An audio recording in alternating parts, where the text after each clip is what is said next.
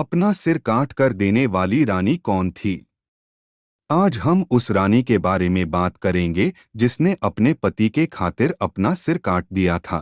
आज हम आपको ऐसी रानी के बारे में बताने जा रहे हैं जो न केवल प्रेम की प्रतिमूर्ति थी बल्कि प्रेम में त्याग की अद्भुत मिसाल भी पेश करती है। हम बात कर रहे हैं सलूम्बर की हाड़ी रानी की, जिन्होंने अपने पति को उनके कर्तव्य की याद दिलाने के लिए खुद को कुर्बान कर दिया। यह बलिदान न केवल प्रेम की निशानी है बल्कि इतिहास का सबसे बड़ा बलिदान भी माना जाता है। मेवाड़ का इतिहास शौर्य और वीरता की गाथाओं से भरा पड़ा है। गुलामी कभी स्वीकार न करने वाले महाराणा प्रताप की इस धरती में प्रेम, त्याग और बलिदान की अनेक गाथाएं आज भी जीवित हैं। ऐसी है हाड़ी रानी की कहानी, जिन्होंने अपनी मातृभूमि की रक्षा के लिए अपने प्राणों की आहुति दे दी। बूंदी के हाड़ा राजा की पुत्री हाड़ी रानी ने अपना सिर काटकर मातृभूमि के लिए रणभूमि में भेज दिया। सिर कलम और जंग के मैदान के पीछे छिपी इस कहानी में एक अमर प्रेम कहानी छिपी हुई है। सलूम्बर की रानी हाड़ी रानी की यह कहानी 16वीं शताब्दी की है। तब किशनगढ़ के राजा मान सिंह थे और फिर औरंगजेब ने किशनगढ़ पर आक्रमण किया। मेवाड़ के राजा राज सिंह ने औरंगजेब को किशनगढ़ से पहले रोकने की जिम्मेदारी सलूम्बर के राव रतन सिंह को सौंपी।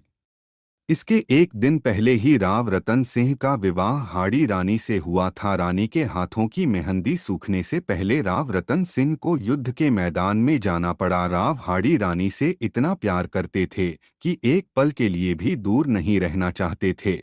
सलूम्बर महल के चौक में खड़े होकर वे अपनी सेना को युद्ध के लिए तैयार कर रहे थे, लेकिन मन ही मन रानी को लेकर दुखी भी थे।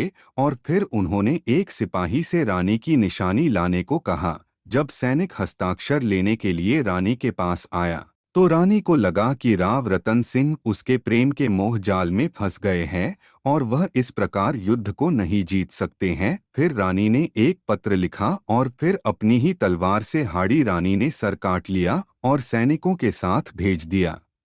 उससे पहले संदेशवाहक को अपना पत्र देते हुए कहा, मैं तुम्हें अपनी अंतिम निशानी दे रही हूँ, इसे थाल में सजाकर सुंदर वस्त्र से ढककर मेरे वीर पति के पास पहुँचा देना, किंतु याद रखना कि उनके सिवा इसे कोई और ना देखे। हाड़ी रानी के पत्र में लिखा था, प्रिय पति देव, मैं तुम्हें अपनी अंतिम निशानी भेज रही हूँ, तुम्हें मेरे मोह के बंधनों से आज़ाद कर रही हूँ। अब बेफिक्र होकर अपने कर्तव्य का पालन करना। गाइस, वीडियो कैसी लगी आपको? लाइक करिए, सब्सक्राइब जरूर करिए। मैं यादव जी नॉलेज ट्रिक पर हमेशा इसी तरह की वीडियोस लाता रहता हूँ। मिलते हैं नेक्स्ट वीडियो में, तब तक के लिए गुड बाय।